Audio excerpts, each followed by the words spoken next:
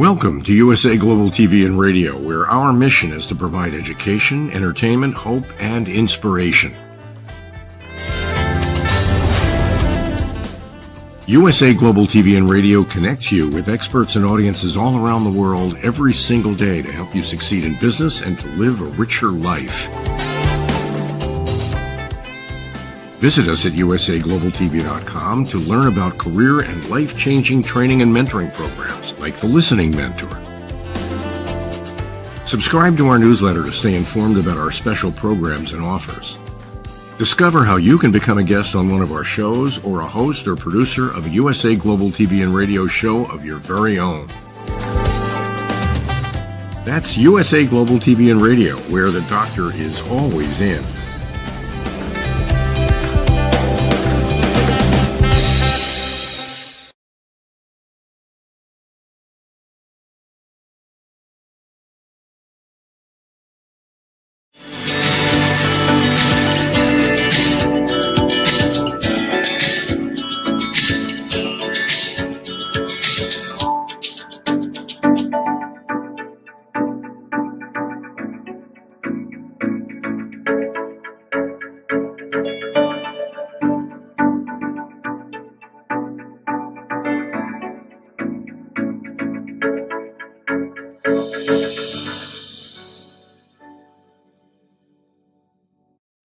Hello, beautiful soul family, and welcome to Weekly Wisdom and Insights, your home for spiritually guided transformation and empowerment.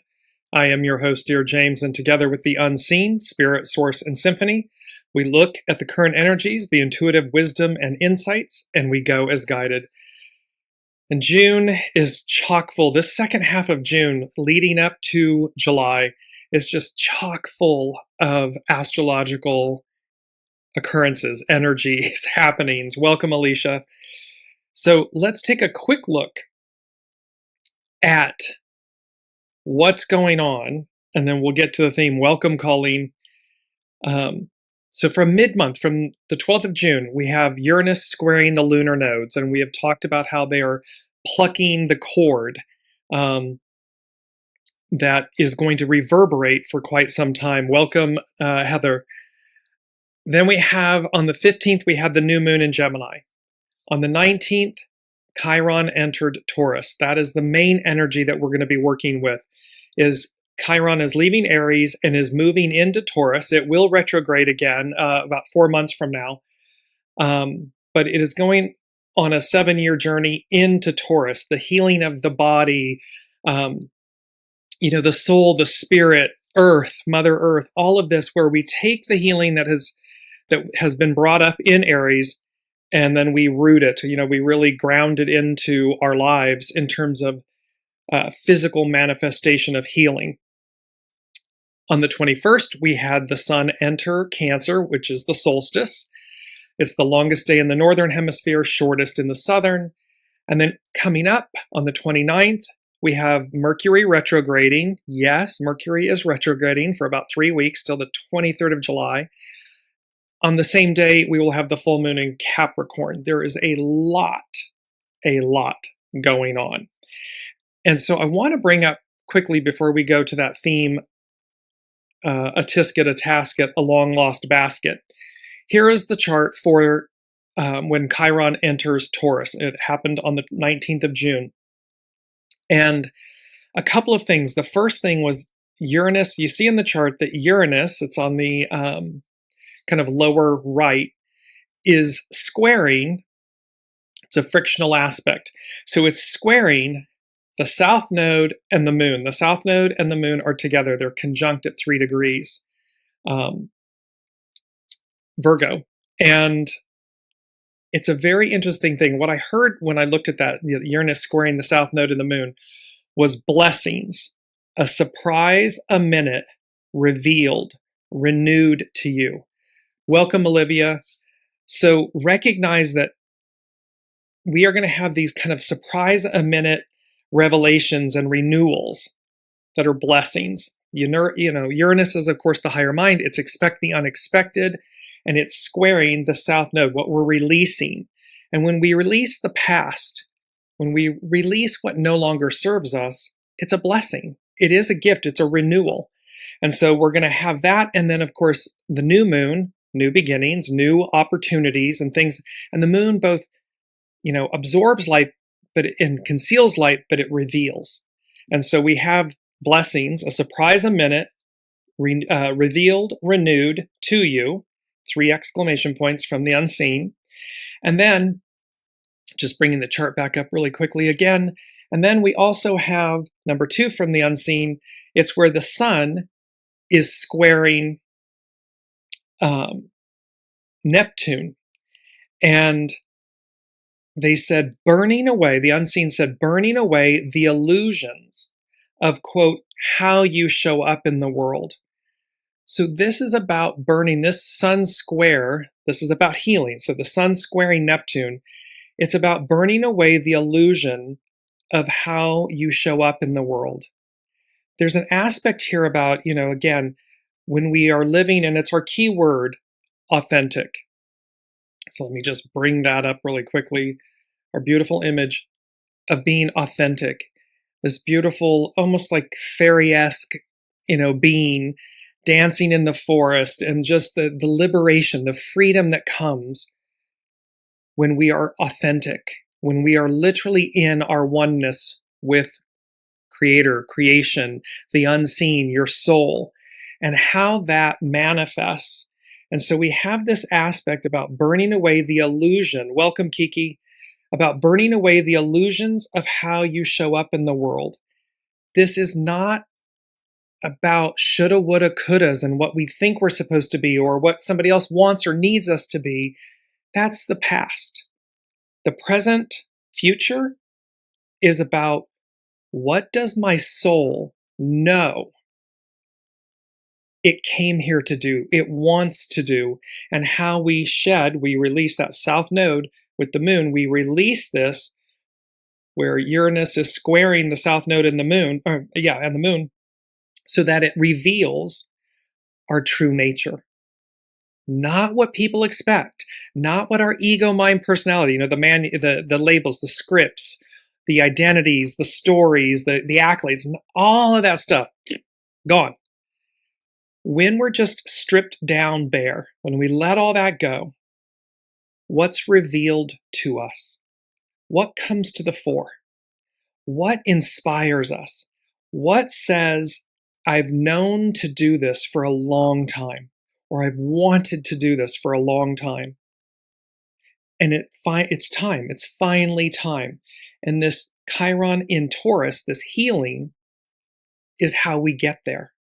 This is a 7-year cycle, so it takes about 50 years for Chiron to make it around the astrological wheel, if you will. So give or take. But let's just take a real quick, I want to give you our keyword again. I'm just going to bring this back up. Beautiful image. I love this image. And authentic. It means genuine, bona fide, real, true to its origins. Something or someone who is real, true, or what people say it is. Not false or copied, genuine, real. Spiritually, it centers on living in complete alignment with your soul's essence rather than conforming to external expectations.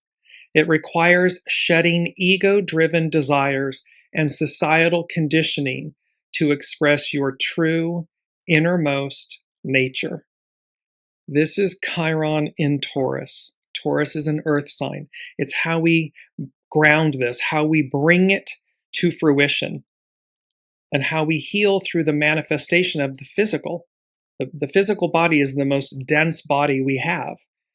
We have emotional bodies, we have mental bodies, we have astral bodies. There are so many elements to human beings. And so here we're going to Chiron, the wounded healer, Chiron in Taurus. We're going to heal these aspects of ourselves.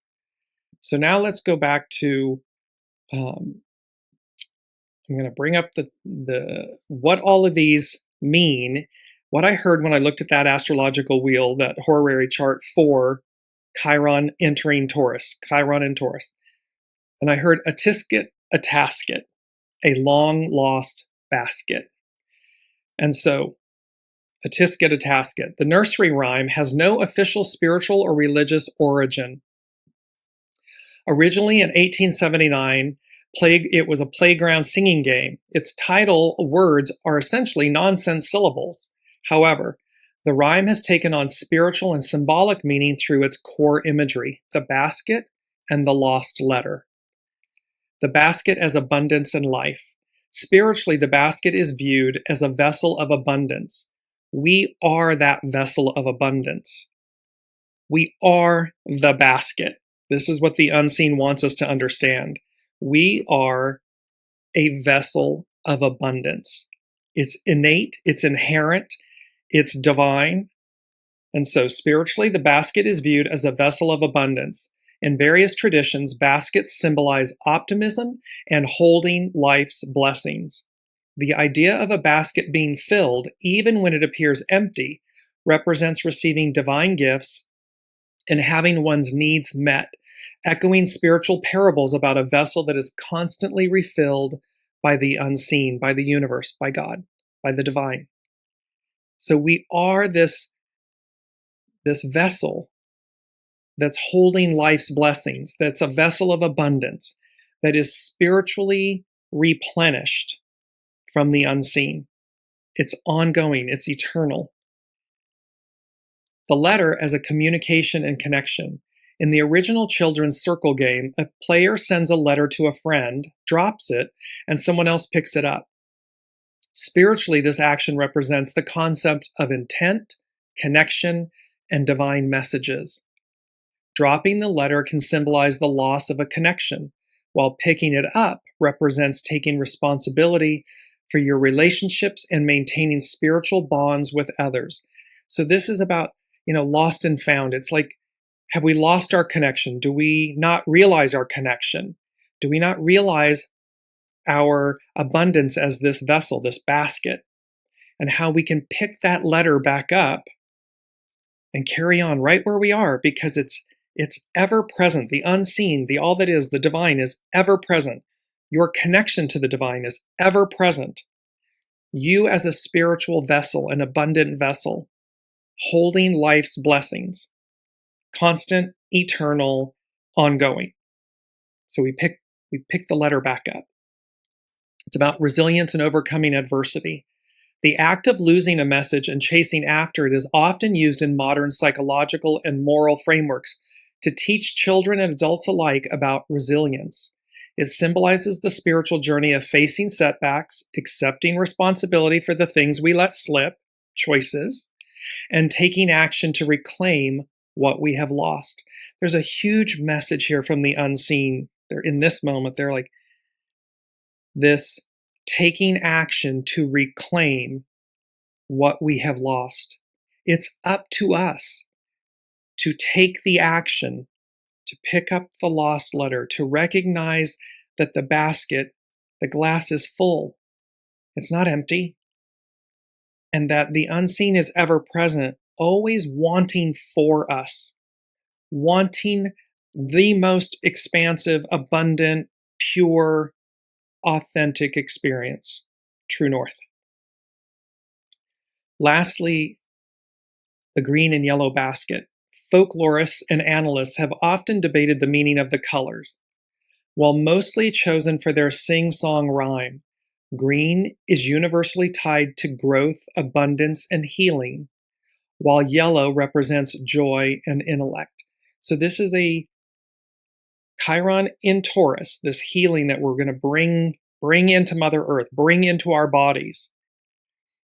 It's tied to growth, expansion, abundance, currency, prosperity, healing. And yellow, joy and intellect, consciousness, and the joy of that. Now let's move to a long-lost basket. So spiritually, a long-lost basket symbolizes the recovery of forgotten blessings, the return of your harvest, and divine preservation. Baskets represent vessels for gathering and storing spiritual or material abundance. Finding one suggests you are entering a season where dormant gifts or talents are being restored to you. things that were lost, hidden. Uranus squaring the south node and the moon. We talk a lot about emptying the vessel, emptying the basket. To let go of the past, south node, let go of the past. The moon, Uranus, bringing these things. So when we do, we're making room for the new things to come into our lives. We're making room for unknown, unseen things to occur that illuminate us, bring us new opportunity. The spiritual meaning of this symbol, a long-lost basket, spans several powerful themes. It's about restored blessings and abundance. Baskets represent the harvest. If you have felt a lack of purpose or financial emptiness, finding a lost basket indicates that bigger blessings and rewards are returning to your life.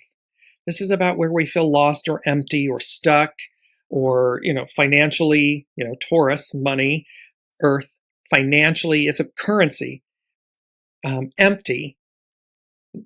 They're restored. The blessings are restored. The abundance is restored. It's about divine protection and preparation. Across spiritual traditions, a basket acts as a vessel of safety, much like the papyrus basket of Moses in the reeds. It suggests that your fears and burdens have been safely held or contained by a higher power while you navigated a storm. Everything is purposeful. Everything's happening for us. And these blessings don't go away. Colleen is saying all of that. Exactly. These things don't go away.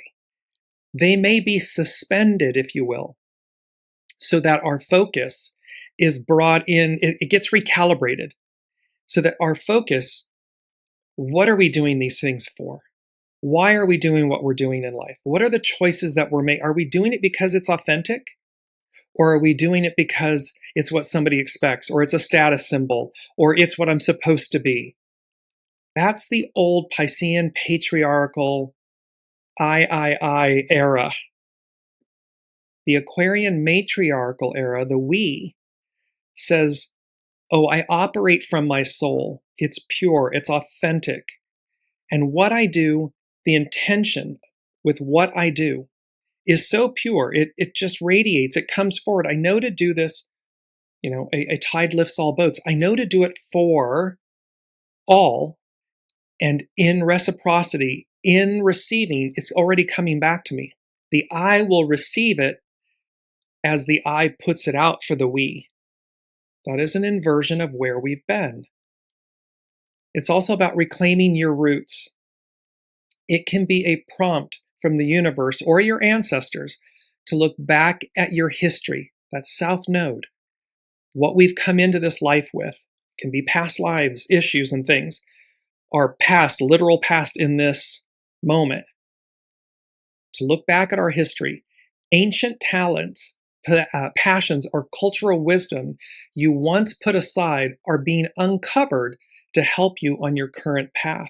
So things that may have been present to us in childhood or as we came into life, and life kind of, quote unquote, beats things out of us, and we put them on a shelf, we put them aside. Well, now, it's about ancient talents, passions, or cultural wisdom you once put aside are being uncovered, Uranus, the moon, uncovered to help you on your current path. It's bringing them back to the fore. Because for this moment in time, we all had to come in. We were all born at the appropriate time to be at this moment now, to carry the torch, to show up in this manner, to make this massive transformation, this metamorphosis, this transfiguration of humanity, of this era and time. So we all had to come in at the right time to be here, to make a massive change. We came in with what we needed. It may have gotten dulled or put on a shelf or, beaten out of us, so to speak. I'm using that term, meaning life can happen and it kind of beats us down. And yet these gifts, the basket, this A-TISKET, A-TASKET, a long lost basket, all of this is being awakened within us. All of it is within us. It is you already. It's already present. Now it comes to the fore. And lastly, releasing your burdens. Many traditions use the metaphor of a burden basket Finding a long lost one may be a spiritual reminder to drop the daily anxieties and complaints that you've been unnecessarily carrying around. We have a choice in this moment. We can focus on the good, the hope, the vitality, the abundance. What is before us? What's arriving? What are we literally reaching up to claim? Or we can be mired in the anxiety, the frustration, the irritation, the round peg square hole.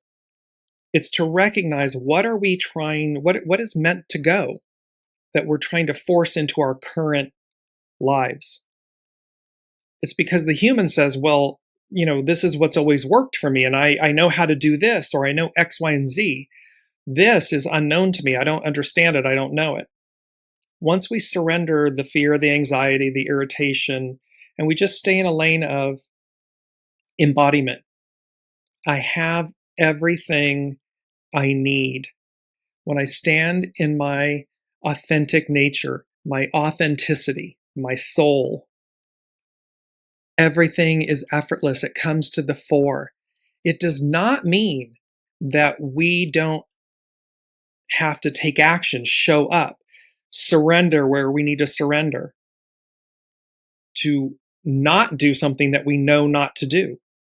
That's where our free will and our choice comes in. It marries the two together.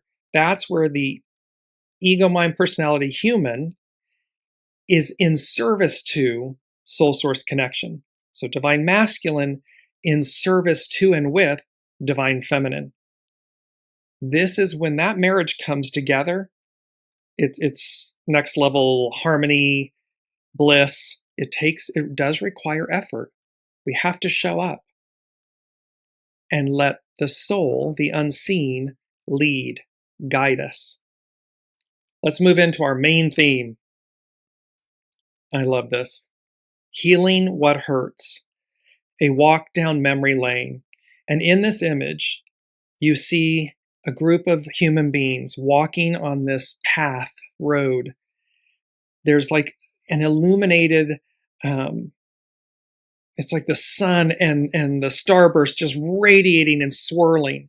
And you see this planet above. And this invoked, it's number 7, which came from the show back on April 22nd. And 22, by the way, master number 22 is in our numbers today. But on the 22nd of April, it was Field of Dreams. The Great Awakener acts, takes action. And this was Uranus entering Gemini. Uranus in Gemini is a 7-year cycle, give or take, 7-year cycle. Number 7, from the unseen, they said Field of Dreams. When the spirit of the past awakens, the spirit of the past awakening is the God strand, the DNA, the divine DNA. Scientists have called it junk DNA or dark DNA. We've had this conversation some shows ago. But this is about Field of Dreams. So healing what hurts, and this awakening that our spiritual awakening, this next iteration of humanity. And remember, many of these things can sound fantastical, otherworldly, woo-woo. And yet I go back over and over and over again. I'm drawn back to the fact that in the Old Testament of the Bible, in historical records of multiple civilizations across the globe, across Earth, there is a movie out. If you all have not seen it, please do, called Disclosure Day, just came out. And there's this, the point is that over and over again, we humans, humanity has been shown, has been visited, given gifts. And there's recordation of all of this that says that otherworldly beings have come and assisted humanity. Just because that hasn't, quote unquote, visibly been experienced in millennia doesn't mean it won't now. It's happened before. It's happened many times before. There's recorded history. There's biblical history. There is a history. Now, the powers that be may not want us to, subscribe to that narrative, that truth, out of fear or control or manipulation and power and all of these things. Okay. And yet, when these things occurred, they transcend language. They transcend status and gender, and they speak to the soul of us. They speak to the whole of us. And so there's this aspect here of field of dreams, when the spirit of the past awakens. And it's about the God strand, the divine DNA within us, awakened, where Chiron in Taurus and Uranus in Gemini, all of these compacted, and look at the number, so much happening just in the second half of June, astronomically, leading up to what comes in July. We're going to begin next week. The July show is An Emerging World. And there's light at the end of the tunnel. July is going to be a pivotal, powerful, transformative month. And so and it's about an emerging world and how we literally quantum leap forward individually, collectively, universally, this massive shift. And it's number 3 from the unseen. Everything's changing. Unexpected and unprecedented, quote, waves of change. So it's going to come in waves. It's going to, and literally, as you look at the main theme image again, you see how like the rainbow are rays, waves, rays, octaves. So this, everything's changing, unexpected and unprecedented waves of change. And you see that, in the image and the people walking, and it's this beautiful, otherworldly field of dreams. Build it, they will come, awakening, embodiment. I know it sounds very fantastical, and yet. So walk with your soul, walk with your knowing. This isn't about, again, taking someone else's word for it. This is about realizing and recognizing you are the spiritual vessel, the basket, holding all of this abundance, this prosperity, this limitlessness, and that we're healing what hurts. It's a walk down memory lane, meaning we're going to be shown, South Node, we're going to be shown what to release, what to heal, what to let go of. And we'll equally know that what's before us, the North Node, what's before us is unknown to us. We've never been there before. It is something that comes out of nowhere. We go about life, in our daily lives, we go about aligning in each day, do what we can in each moment that is aligned.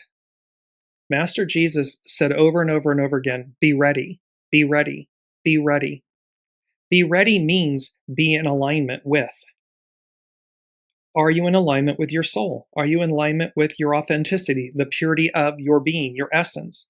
Are you living an authentic life?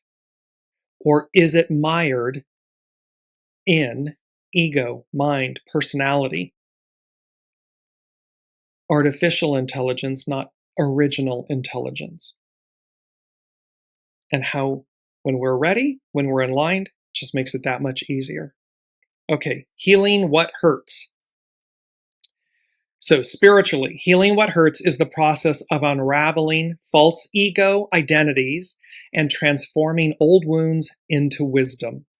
It is a sacred calling to confront buried pain at its root. That's that word root twice. It's going to be in here 3 or 4 times. You'll see coming up. at its root rather than ignoring it, allowing you to shed spiritual baggage and reconnect with your authentic whole self.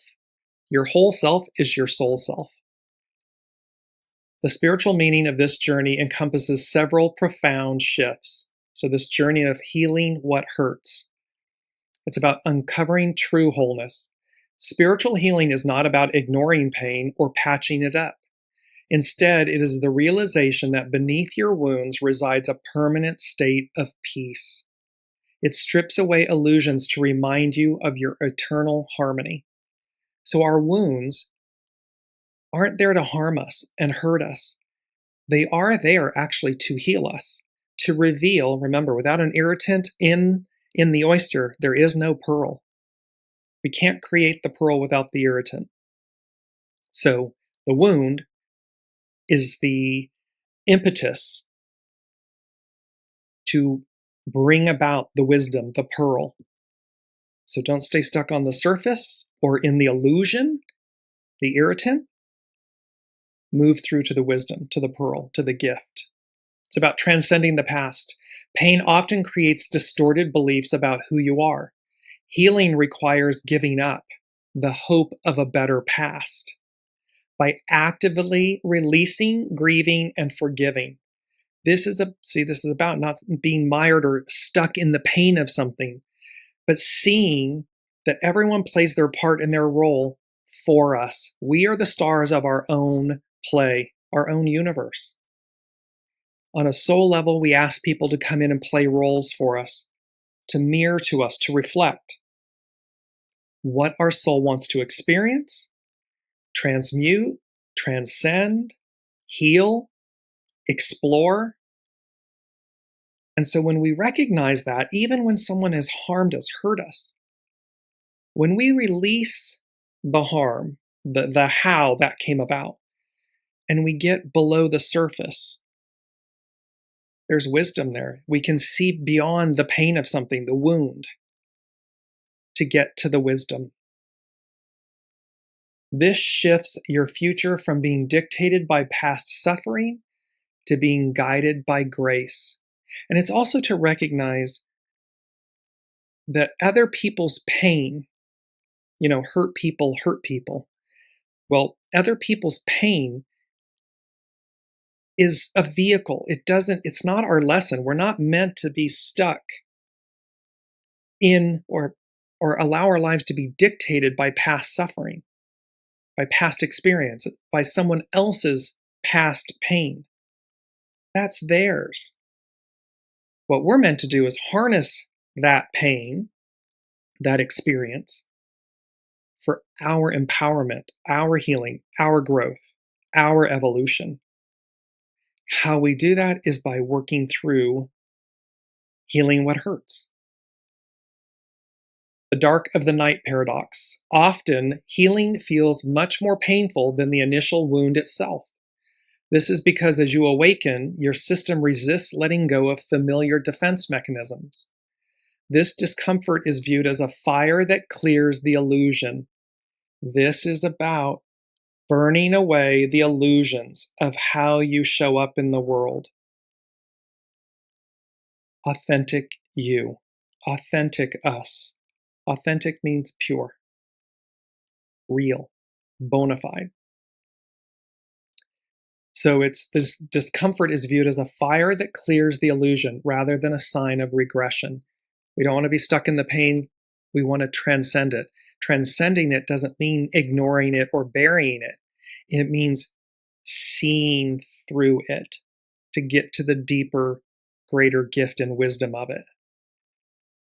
When you can actually say, thank you, namaste, it doesn't have to be directly. It can be literal or it can be figuratively.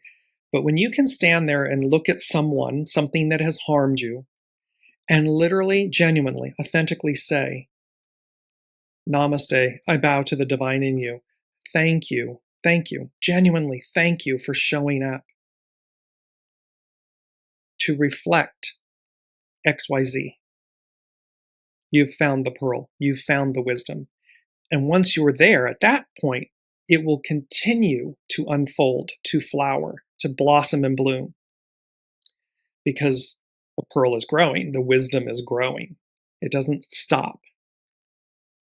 So, from a metaphysical connection, specific traditions teach that wherever you are in pain, be it fear, anger, or denial, that area of your spirit and body is effectively stuck and prevented from growing. Engaging with the pain allows you to unlock that trapped energy. We don't want to hold on to anger and resentment and envy and jealousy and fear and rage, because those harm our basket, our vessel, our body. The other people go about living their lives. So allow that energy to move through you, to be released, so that, again, you come back to an authentic, pure state of being.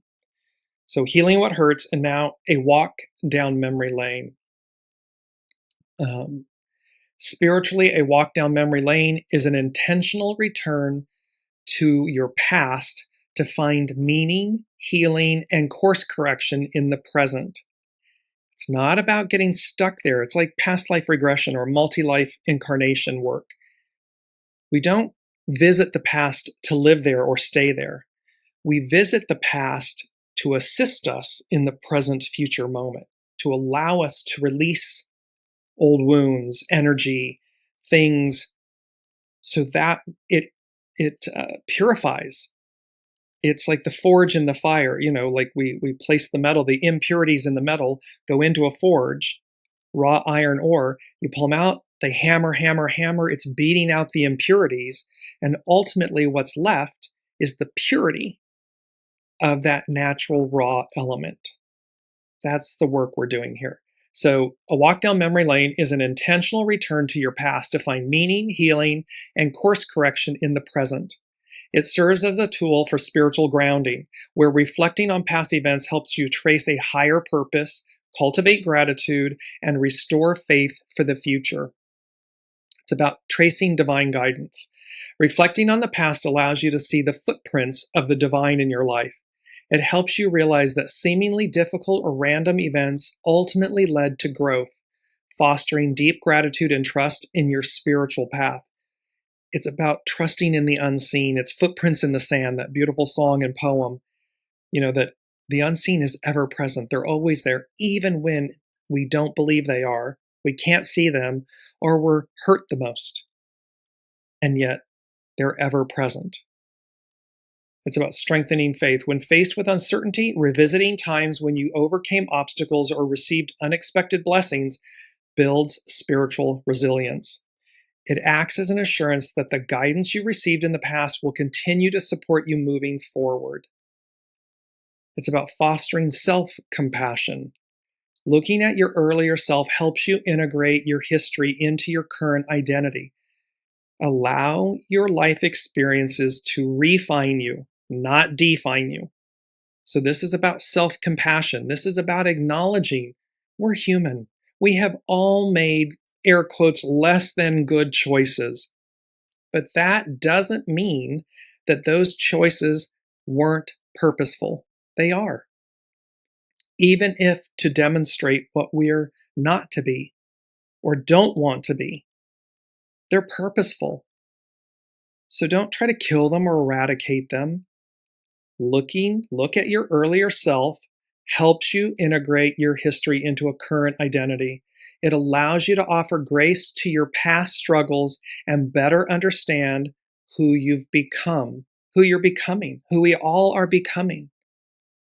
If we stayed stuck in all of the air quotes bad choices we've made throughout life, then we would be stuck in bad energy, in this cyclical shadow, goo, doom and gloom.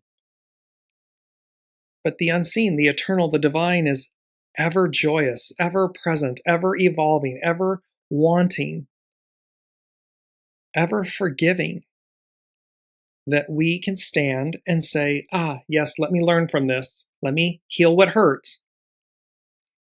Let me allow it to refine me. And then I make, air quotes, better choices moving forward. And lastly, it's about connecting with the present. Spiritual memory isn't about living in the past. It's about retaining the meaning of past experiences to shape how you live here and now. It keeps you aligned with your core values and life purpose. This healing what hurts, a walk down memory lane, this field of dreams, build it and they will come. The great awakener acts and takes action. This awakening, Uranus and Gemini, this awakening. Gemini is the twins. It's about how we think. It's ruled by Mercury, so it's how we think and communicate, and it's our expansiveness. It's an air sign. It's about fluidity and movement. So all of this is about moving into, remember, we're going back to where we began, an octave higher. So it is about a higher octave of self, of our heaven on earth experience. It's everything changes. Everything's changing. Unexpected and unprecedented waves of change. 4 from the unseen, 4 is foundational. Love takes time. Healing the wounds of the past. And then they said victory. So there's victory in this healing what hurts. There's victory. The unseen is very clear about this. The future is abundant. It looks like Rome is burning. Yes, it does. But again, that's the forge. That's the iron ore in the forge. And we are masterfully pounding, beating out the impurities so as to arrive in the new. That metal comes out of the forge, having been beaten. The impurities are being beaten out, and what's left is pure. It's authentic. And so love takes time, healing the wounds of the past. There's victory here. It's assured. You can do it. I can do it. We can do it. As above, so below. The unseen is doing it. It sees all. There's no hiding from God, the divine, the unseen. There's no hiding. So let's just get on with it. Let's recognize these truths, recognize otherworldly assistance, and be in the flow of this most beautiful journey, this walk down memory lane. Because remember, again, Master Jesus said to the disciples after the crucifixion and resurrection, and he appeared to them in the room, in the locked room, and he said, and they were asking, where are we going? Where are we going? It's unknown to us, right? And he said, you ask where you're going without knowing where you've been. We have to recognize where we've been. What are the wounds that we have caused, chosen? 8 billion plus souls, millennia of humanity. You ask where you're going without knowing where you've been. Well, let's heal what hurts. Healing what hurts. A walk down memory lane. The healing doesn't have to be painful. We don't have to fear it. We just have to be in alignment with it. Choose to look at it. Choose to see the past. Got it. Understand. I'm seeing deeper than I have before. Oh, I see how you showed up for me. Okay. And move through. That doesn't mean that people from your past, you don't have to allow people in. If that's not correct or right, you'll know it. Your soul will know it. It doesn't mean, because forgiveness doesn't mean inclusion. It doesn't have to mean inclusion, meaning I allow somebody that harms. That allowing somebody that may harm you, if they've evolved, can a leopard change its spots and so forth? Okay, well, let's see. But if you instinctively know, your soul will know. Then you thank you for the lessons, I got it, and you move along. It doesn't mean that forgiveness isn't conditioned upon allowing further harm. That's not the moral of the story. It's about recognizing the lesson, the opportunity that was offered, what your souls wanted to experience, and then saying, I'm choosing to elevate and ascend and transcend and move forward. Oh, you're still stuck? You haven't learned the lesson? Namaste. I bow to the divine in you. Keep going, but I don't have to invite you back in. I don't have to include you in that way. I can wish you well, genuinely, authentically, but I don't have to invite you back in. So now let's look at, where are we? Let's look at our mantra really quickly as well. It's a beautiful mantra. I am the light. And this ties to, it's from John 8:12. I am the light of the world. Whoever follows me will never walk in darkness, but will have the light of life. There is a message. So I am the light. And there's a message in this that it's a reminder. Much of Master Jesus, his life, his teachings, all of this have or are wrapped up in quote unquote organized religion. However, the messaging, the purity, the authenticity of the word transcends all. So it's a universal spiritual message. It need not, it can be received in a religious manner, but it doesn't stop there. It transcends all of that. And so this I am the light, our mantra, I am the light, is to remember the basket, the vessel of abundance, the joy, the purity, the authenticity. I am the light. And so it speaks about Master Jesus claims to be the ultimate source of truth, grace, and spiritual guidance, dispelling the darkness of sin and ignorance. By using the phrase I am, echoing God's revelation to Moses in Exodus 3:14, Jesus is asserting his divinity and oneness with God, with the divine, with the Father. The verse requires a choice.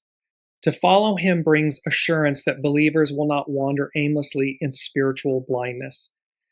Remember, separate this from, and I mean no disrespect to organized religion. What the unseen is wanting us to understand is the purity of the word, of the message, of the scripture, of the teachings transcends quote unquote Christianity.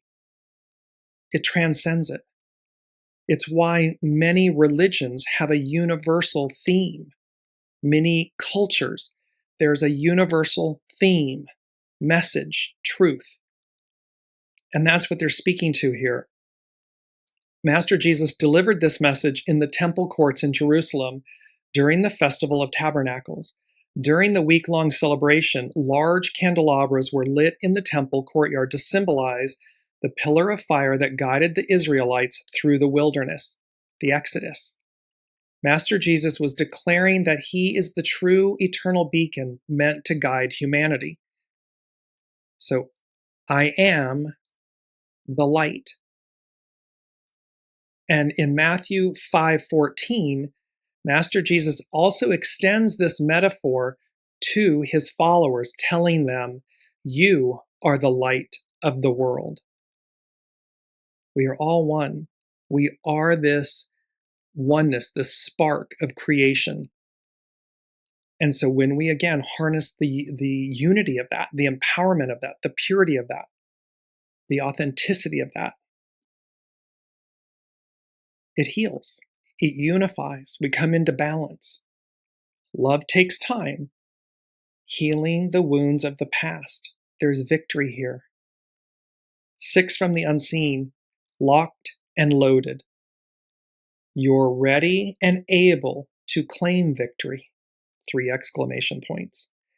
So not only is healing the wounds of the past victory, it's that we're locked and loaded. Locked and loaded means to be fully prepared and ready for immediate action. Be ready.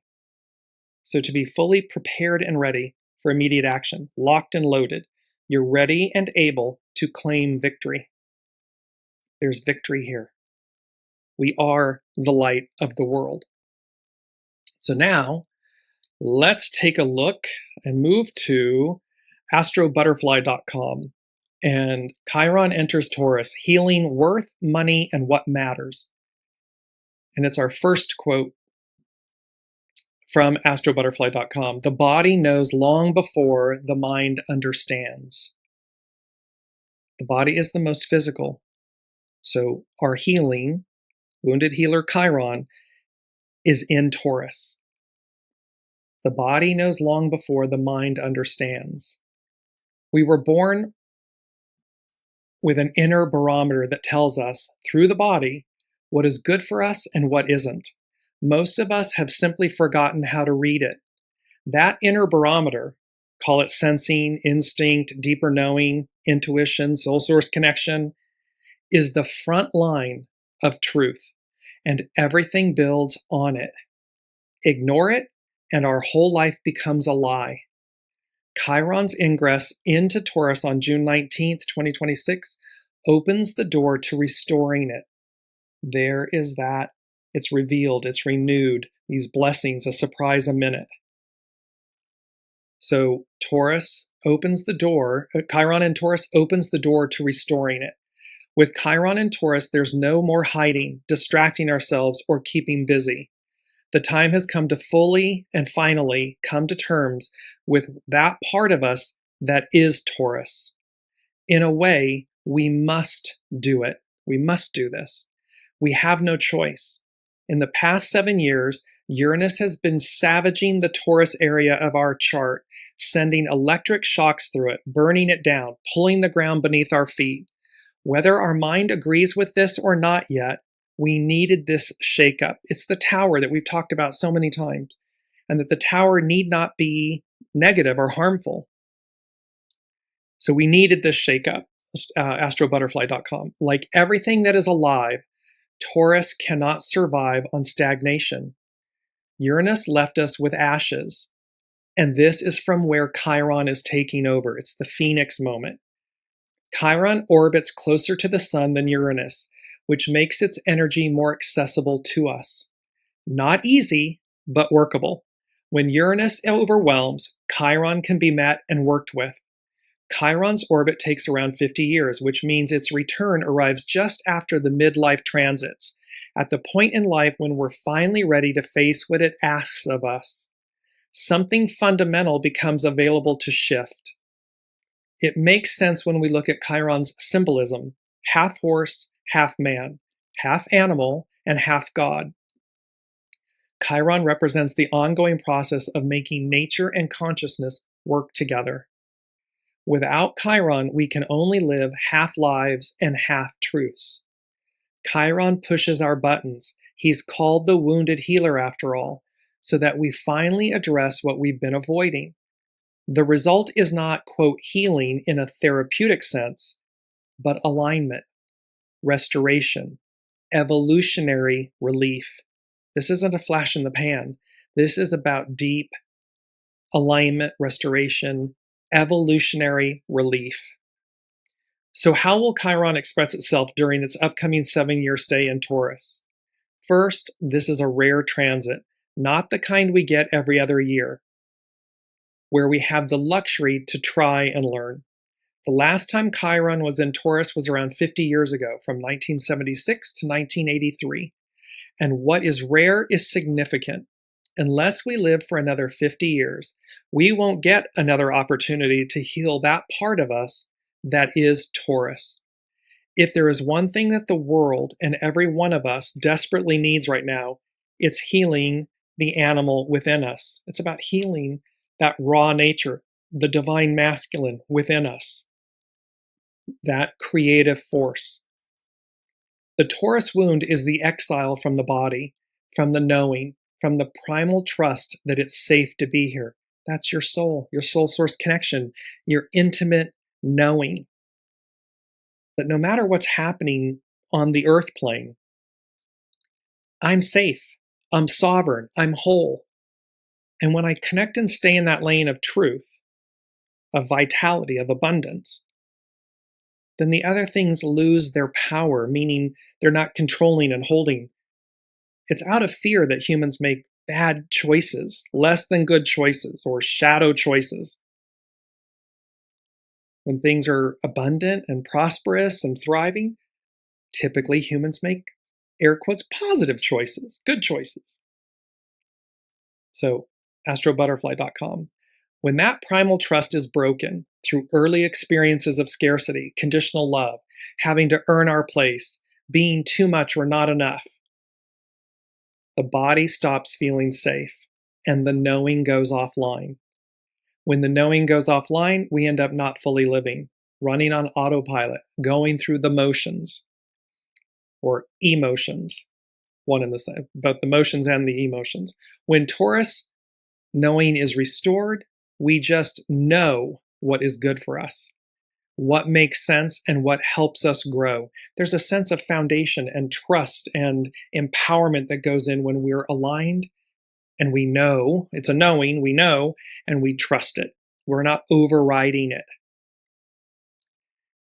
In this, we make good choices, and then all the things we normally associate with Taurus, self-worth, self-value, pleasure, money, productivity, follow downstream from there. They flow in alignment with it. It's number 5 from the unseen. And 5 denotes change. They said, steady as she goes, a calm delivery to one's intended destination. Stay steady as she goes. Stay calm and centered. Walk with the wounds. This healing what hurts, a walk down memory lane. It's okay. Be one with it. Allow it to come up, not fester. Allow it to come up. See it from a neutral place and work through it and transmute it, release it. Imagine again, over and over again, the temperance card, the iron ore, the raw iron ore in the forge. And each time something comes up, you're pounding, see that you're pounding away the red hot iron ore, and you're pounding away at the impurities, releasing them, allowing them to leave you, which means greater healing, wholeness, authenticity, oneness. Now we're going to move to Astrology by Lauren. She begins with a quote by the Buddhist monk Pema Chodron. Compassion is not a relationship between the healer and the wounded. It's a relationship between equals. Only when we know our own darkness well can we be present with the darkness of others. Compassion becomes real when we recognize our shared humanity.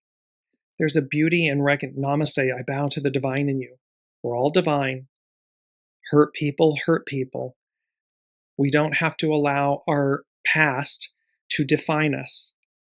It can refine us, and thereby, but it's a choice. And so all of this compassion becomes real when we recognize our shared humanity.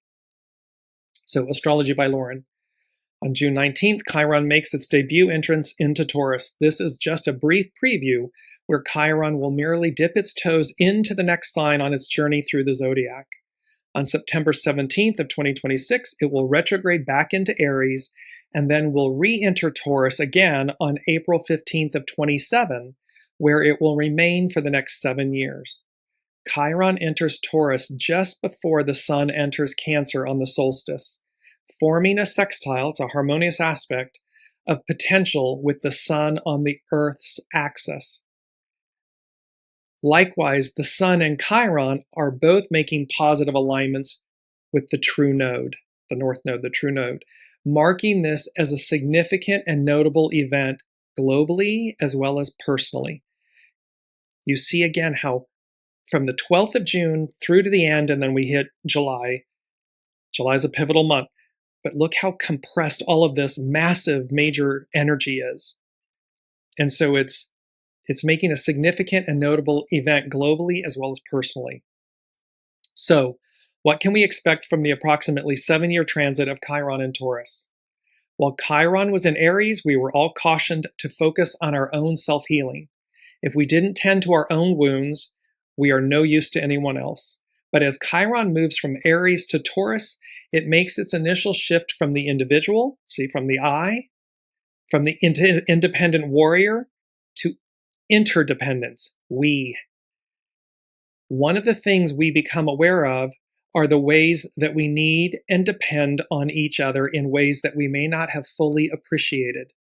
And that includes our relationship to Earth, our mother. It will become abundantly clear how we are connected economically, how the economic balance and imbalance affect the natural flow of commerce, and how much we rely on health and well-being of the planet as well as our physical bodies.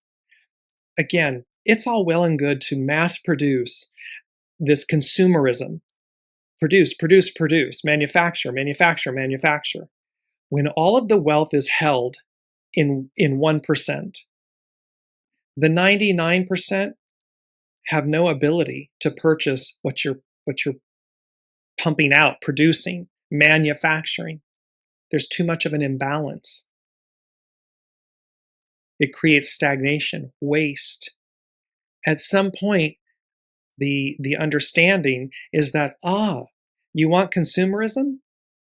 Then these 99% need the ability, a living wage, the ability to purchase, to consume. Otherwise, it's fruitless. It's meaningless. So, it will affect the natural flow of commerce and how much we rely on the health and well-being of the planet as well as our physical bodies. Taurus has to do with financial interconnectedness, worthiness, and what we value.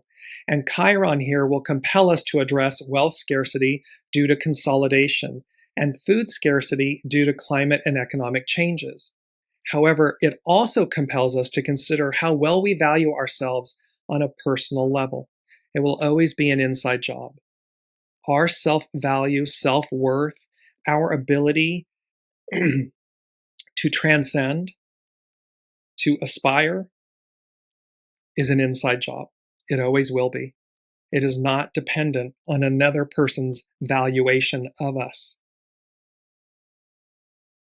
Sorry, I had a little tickle in my throat. So, for instance, and this is Astrology by Lauren, for instance, being willing to ask for help and or for what we deserve and or need to survive. So it's about how this compels us to recognize our own value and our willingness to ask for help and assistance when we need it, and that we deserve it. It's not entitlement, but that we can, coming from a place of purity, seek assistance. The solstice on the 21st is one of the 4 magical corners of the solar year, the longest day of the year in the northern hemisphere and the shortest in the south. It is a day of power and initiation, memorialized at sunrise by the heel stone of Stonehenge. Midsummer has been celebrated with bonfires which welcome prosperity and fertility and drive out evil. So how significant is it that the solstice is so closely sextile the centaur Chiron, fresh into Taurus, the sign associated with prosperity and fertility? They're coming together. Look at all of this fruitfulness, this help, this abundance. Sextiles are aspects of potential and opportunity. It's what we make of them that counts. So rather than thinking of this as an uphill climb, or that the decks are stacked against us, we are being shown the ways and means that a new world is possible. Field of dreams, build it, they will come, when the spirit of the past awakens. It's about what's possible, the new world that is possible. It's up to us to make the most of it. And Chiron will show us what is broken and not working anymore. Economic, political, and ecological tipping points are merely the outer ramifications, the irritant, of something that goes much deeper. This is when we ask the questions about when enough is enough. And is it possible for a tiny minority to own too much? Perhaps this could include moving away from our reliance on fossil fuels, coal, and other limited resources. It's about choosing differently. It's about recognizing all of the old dogma, no matter whether it's familial, social, religious, economic, whatever it might be, trickle down and all of this other stuff. There's so many. And recognizing, well, wait a minute. How's that working out for us?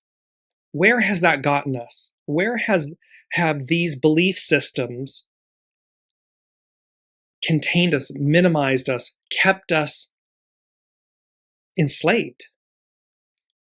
And what is our soul telling us that's possible? What do we know to be true?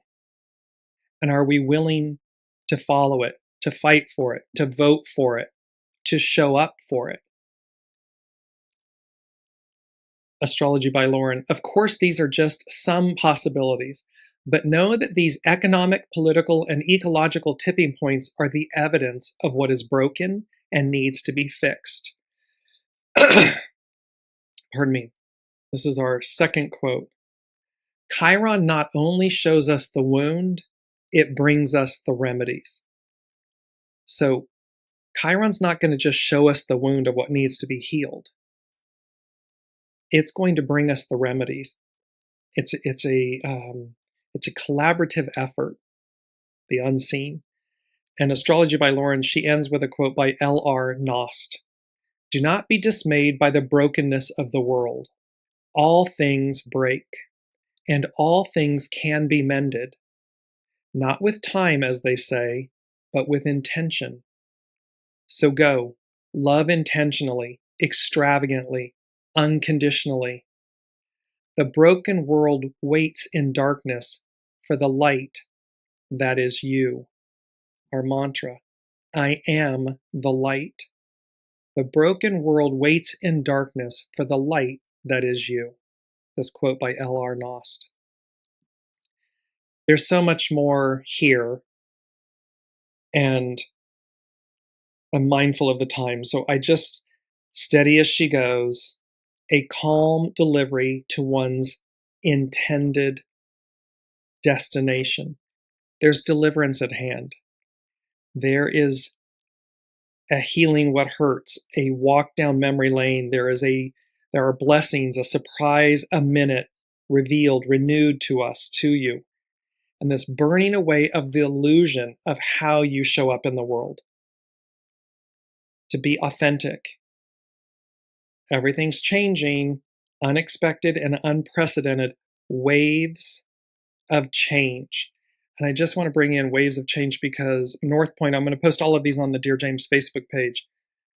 Pam Youngin's North Point Journal, her title for this week was Approaching Waves. There's a lot of synchronicity here. And there's another one that I will post as well. It's Juliana McCarthy with etherealculture.com. And this healing, Chiron enters Taurus, and the healing of our worth, values, and our relationship to Earth. And her final quote, which is our quote 3, which, there we are, worth at its root. There's that word again. Worth at its root requires no proof. We are enough just because we breathe. Pardon me, because we are. And that in lies our conclusion here, which is master number 22.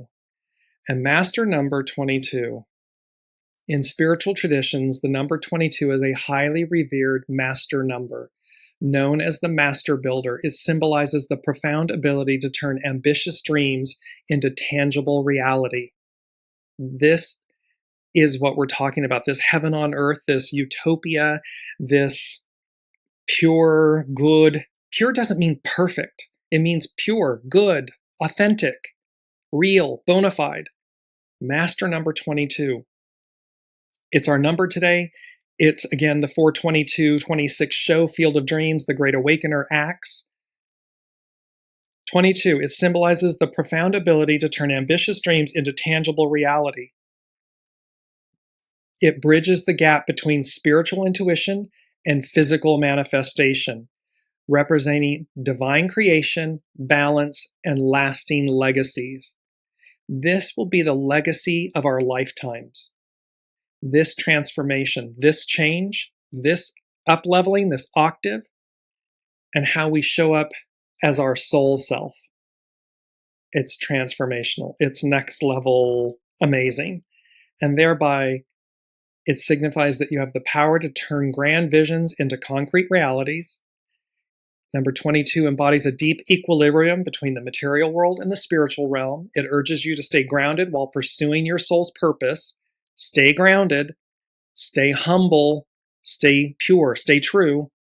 It's often associated with serving others, Aquarian, matriarchal. It encourages you to use your unique gifts for the greater good. A tide lifts all boats. This is the moment. They're saying to me, this is the moment you've been waiting for. This is it. So let's all show up. All right. Love you all. Thank you all so much for your energy, your presence, your presence on this journey, and this a walk down memory lane. I'm just bringing up the main theme again as we close out this beautiful image of these humans walking in the openness with this radiant, swirling source, universe above, this planet above, new Earth, a new octave, and yet they walk a field of dreams. They walk in knowing. They walk in faith and trust, in inspiration of what is. Can't wait to see what's up next. We'll see you all next week.